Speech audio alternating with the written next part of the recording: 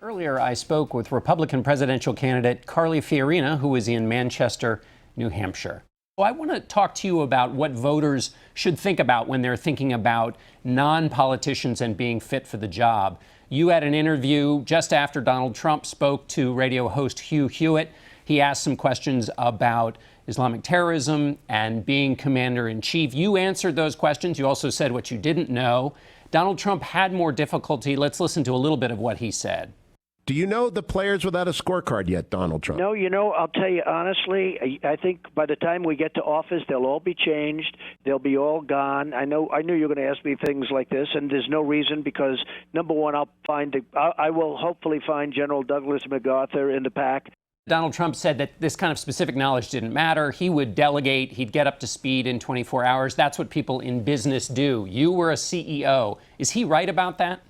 I disagree with him on that. I think it is very difficult to lead if you don't have the requisite knowledge. And I think it's perfectly acceptable that you don't know the name of every terrorist leader. I don't always either. I do think it's important to know who our enemies are. I think it's important to know the difference between Hamas and Hezbollah, and to know as well that both of them, for example, are proxies of Iran. I do think we've come to a place, though, where people realize that running for political office all your life isn't necessarily the most qualifying set of experiences either. I mean, we have a professional political class. 80% of the American people now think we have a professional political class that is either unwilling or unable to challenge the status quo of Washington and get anything done. And we have festering problems in Washington, not to mention a lack of leadership around the world. I understand how the economy works. I understand how the world works and who's in it, who are our friends and who are our enemies. I understand how big bureaucracies work, which is what Washington, D.C. has become.